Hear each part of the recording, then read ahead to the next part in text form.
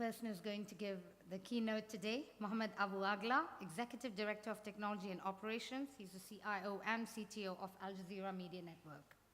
So welcome, Mohammed.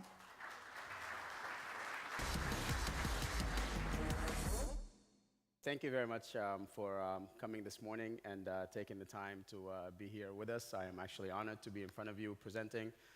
No, it's fine, I can live. And thank you, Vijaya, for the invitation. She said that it's hard to find qualified speakers, but us will do. And when she runs out, I guess my number is always handy so she can find me. It's no big deal, so anybody that needs a speaking buddy, I can always hook you up. I'm going to basically go through a bit of a journey that I have been a part of in Al Jazeera. I joined the company about 2.5 years ago. And everybody in the industry knows about our transformation project and so on and so forth. So I just wanted to kind of give you a flavor of where we are, what we're doing, and what areas we're going to be focused on.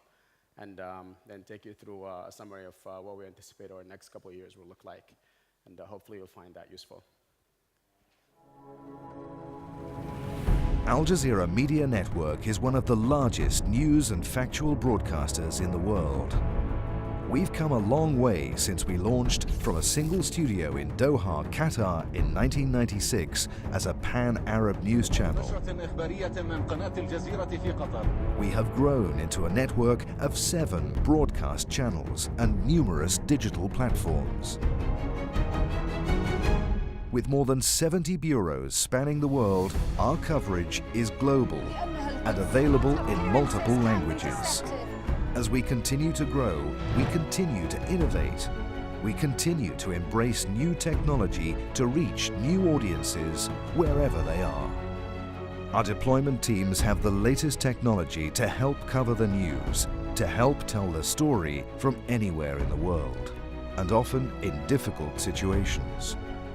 From SNG and BGAN satellite uplinks to 4G internet-based live feeds or file transfer, our journalists can file reports quicker and more reliably than ever before. Our network of bureaus and live positions can now use fiber lines for faster transfers and cost-effective live inserts. Al Jazeera's broadcast teams deliver live news, documentaries, and digital content to our global audience. Our high-speed fiber connects broadcast centers to satellite uplinks to distribute across the globe. And our OTT and CDN networks deliver digital content across multiple platforms.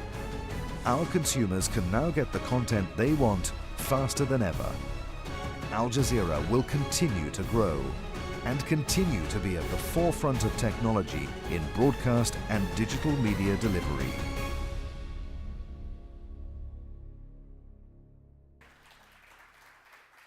It helps when you have people that can do a lot of the creative work, so they actually give you your own personal promos, and you get to abuse that anytime you get a chance to speak. So I'm just going to quickly try to summarize the highlights of the 19 years that we've spent at Al Jazeera, and also give you a glimpse to hopefully the next few years that we're going to to try to really breathe a new fresh perspective into how we've been working because of the necessities of technological changes as well as other dynamics. So everything started with tape, and we've been trying to make that journey from tape to other technologies, or at least fast forwarding a little bit more into file-based and other type of technologies.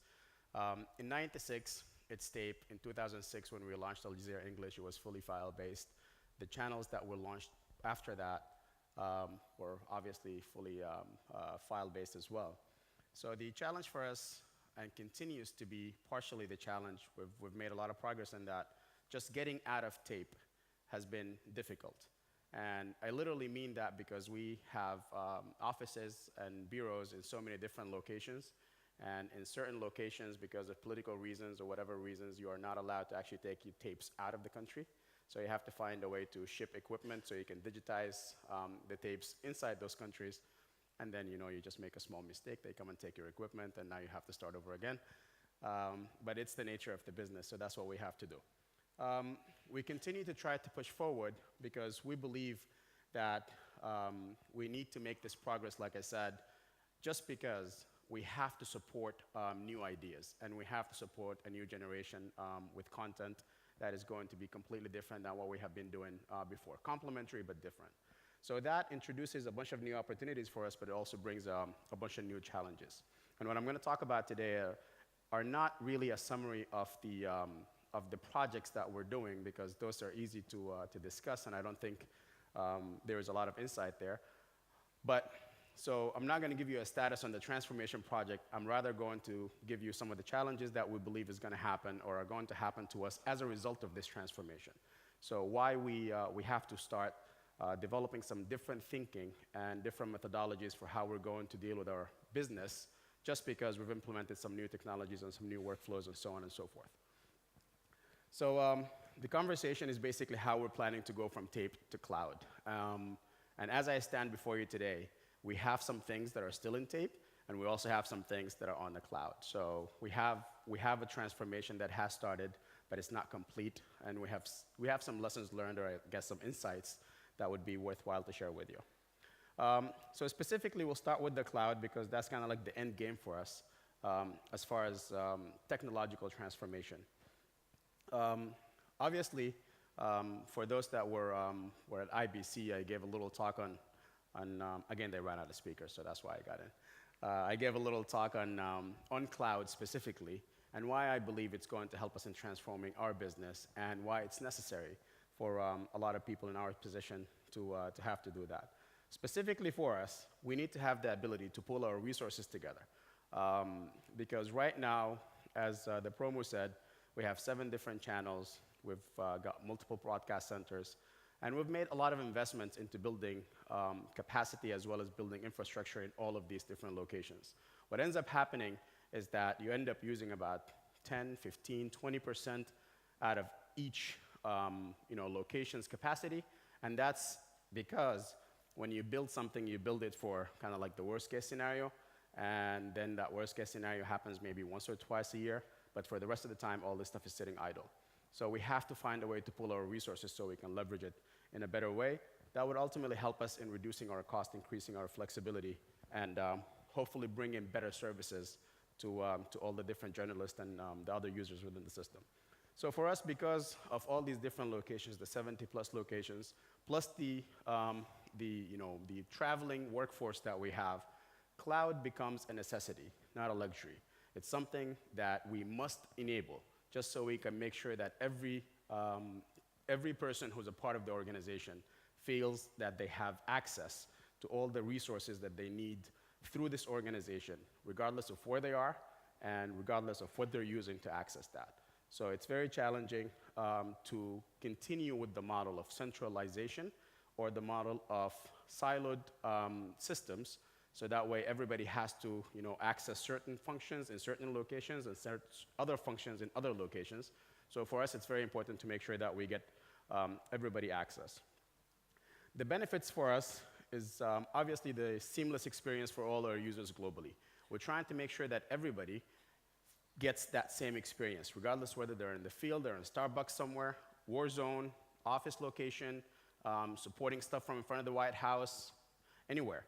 As long as you have an internet connection, we believe that you should have access to anything that you need or resources that you need.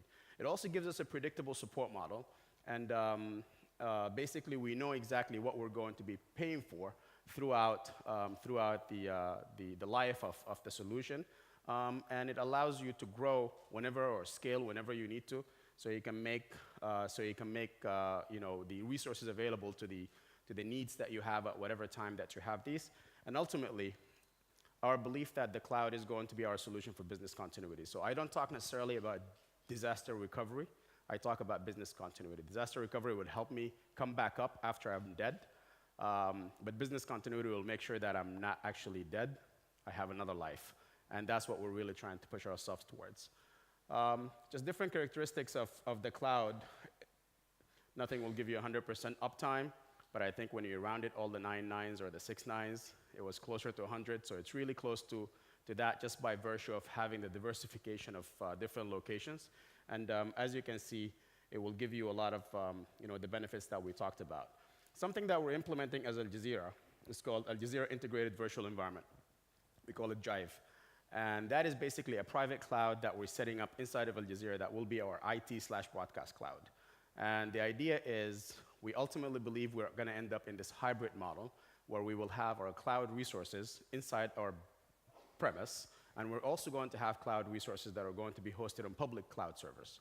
And for that, we started basically the investment in the cloud internally. This is version 1 of it. We're now moving the IT systems and some of the broadcast systems into the cloud as well for us. And then ultimately, we're going to have resources that are going to be hosted on public clouds. That way, you can always get access to what you need, regardless of what your location is. An interesting thing that happened before this one, which I know that some of the other broadcasters are thinking about or struggling with, or some have actually completed that journey, is the kind of like convergence or unification of the IT and the broadcast talents, or at least organizations. So one of the first things that we've done in the last couple of years when I joined is basically bringing these two teams together and make them unified.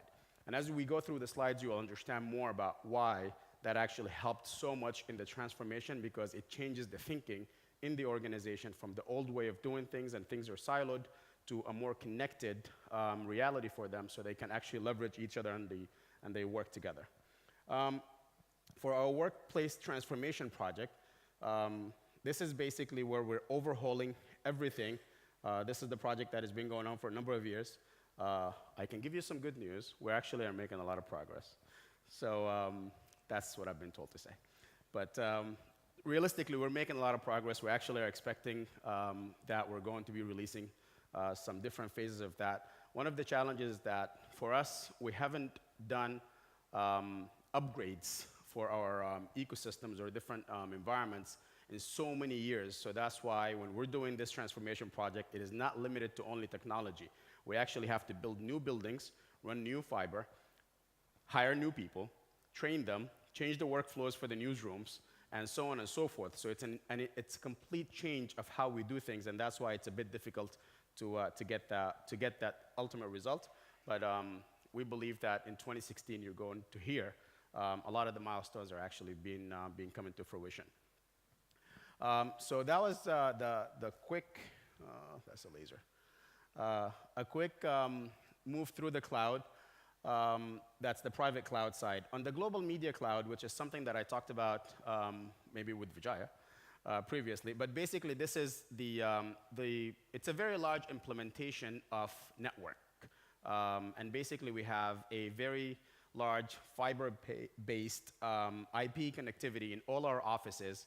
All these 70-plus offices are going to have very high-speed dedicated networks connecting them, dedicated or leased. So the idea is for us to make sure that we control the traffic, and to control the traffic to ensure that user experience is going to give you what you need to have. So we realized that almost the number one or the most important element in making a cloud journey or a cloud transition is making sure that you can connect to this cloud in the best way possible. Hence, we have a large investment into this project, and right now we have connectivity at very high speeds. I don't know, like dedicated 2.5 Gbps circuits between Doha, London, Doha, Sarajevo, where we have Al Jazeera Balkans. We're setting up the Washington, D.C. Location as well, New York coming up on the roadmap, and then we're going to have all the other regional offices connecting into the hubs that are closer to them. So it almost feels like an airline model where you fly from the remote destination to a hub and then to the major airport, if you will, over the different networks. So this is going on. Some of them are already happening. Big picture, though, is that everything fits together for us because we have a private cloud that will be, I don't know if you can see it, but Jive is our private cloud. AGMC is really the bus, the transport mechanism. It's our global media cloud that will connect us to all the different providers. And then the HWT is really the engine of all the different technical elements that are going to come together so we can basically give ourselves this new reality. With that, because we're moving to IP, because we're integrating, because we're doing all this IT type stuff, we have new issues or concerns or things that come up. So these are the challenges. One of the challenges is that we now have to worry about security in a whole different way than we worried about it before. So as you make the progress to cloud, now it's time to think about security, but take security really to a different level. You're going to be living in a connected world, and therefore, you're going to need to balance between the needs to share and all the different security measures and parameters that you need to have in place, just because now people will be looking for you. It's not the risk of losing information that we're really overly worried about, because you can have backups and you can have multiple different iterations of that, but it's your reputation that you now have to worry about. And I'll show you examples of what we had to go through. So this is actually Al Jazeera's website that we woke up one day and we found it looking like this. And that could happen to anybody, of course, but it changes the message. People that come over trying to find news, they find some hackers that posted some information that you don't want to have associated with your company. And sometimes it gets challenging because it also can post like different political messages and things like that. So this is definitely one of the major key areas that we have to look into, because we're no longer looking at it just from a TV look. It's one of the platforms. TV is one of the platforms, and then we have other digital platforms that we have to support, so you need to make sure that you're fully aware of all the different challenges with that.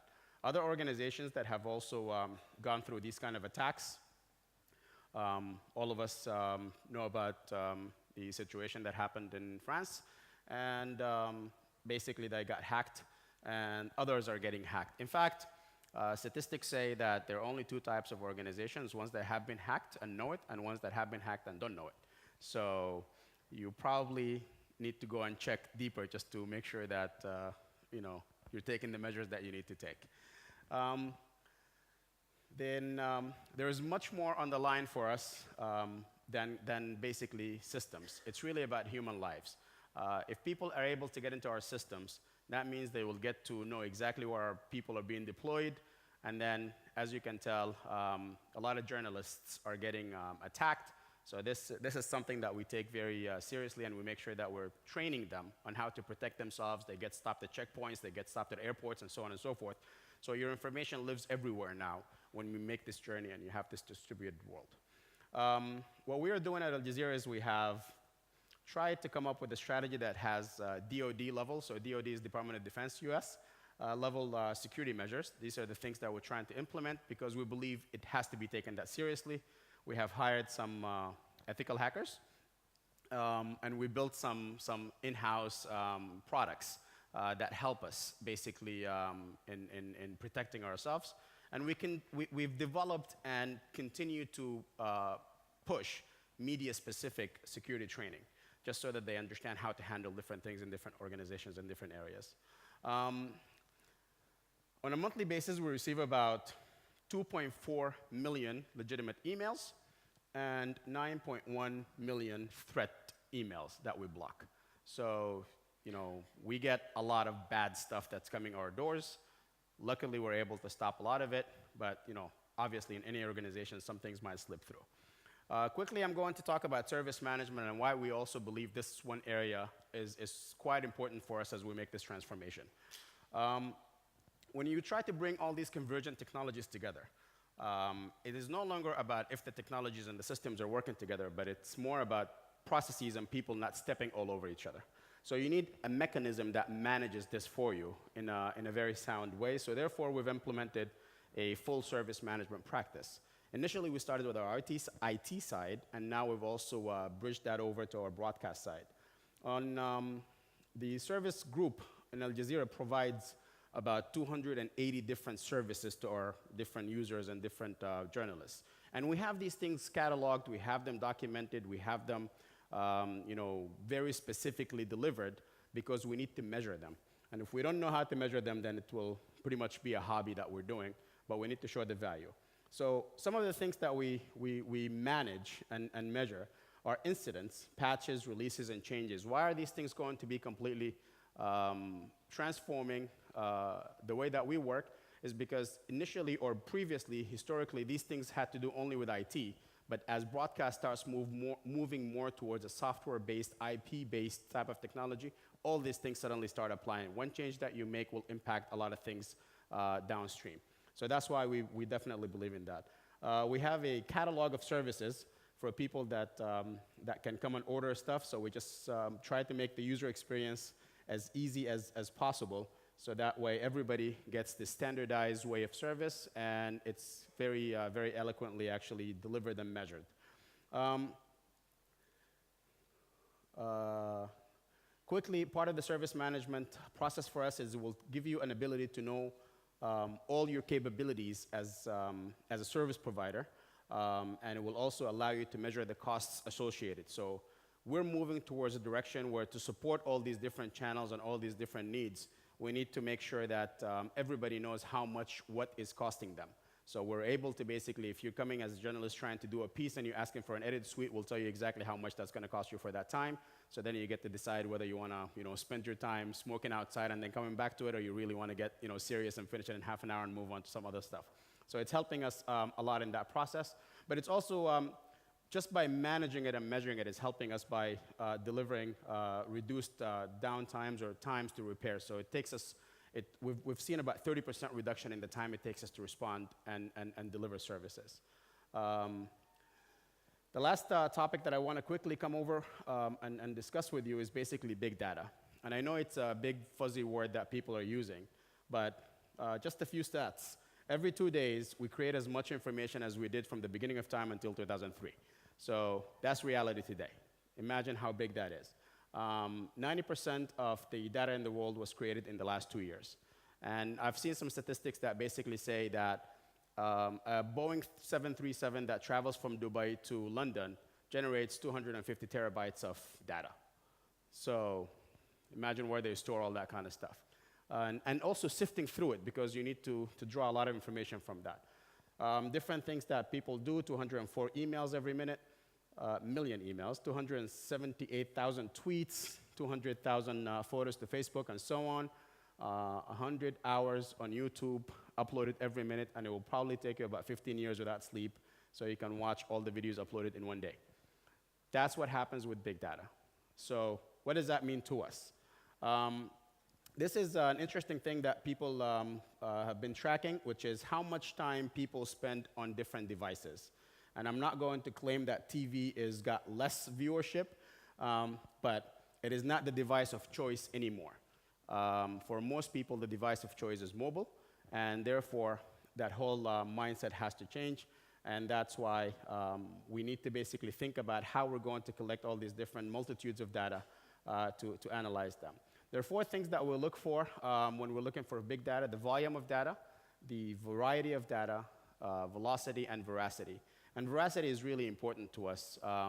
Veracity is basically the genuineness or the truthfulness of that data. As journalists, we have to make sure that we're telling the truth, and we have to make sure that the news is genuine, so I can't just basically take information and repost it, because then I'll be spreading rumors but not really giving news. We basically have a lot of different things happening in there. I don't want to actually go through the slides because I'm getting notifications. But we're basically hoping that with the amalgamation of all these different data types, we'll bring it together and we'll be able to predict where we should do. And we should be able to predict what our viewers are watching, and when they're watching, how they're watching, but more importantly, why they're watching. And once we get to that, then people will be able to have a lot more targeting, advertising, and so on and so forth. So it's all a number of games. Actually, the next thing was going to be a small video that summarizes most of this stuff. So you guys can play that, please.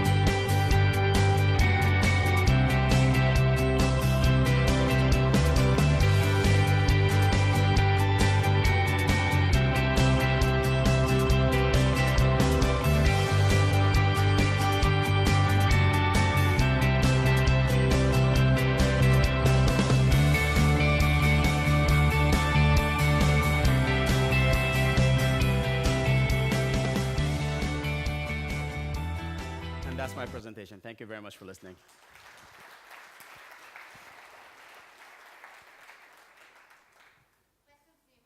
Sure. Good morning.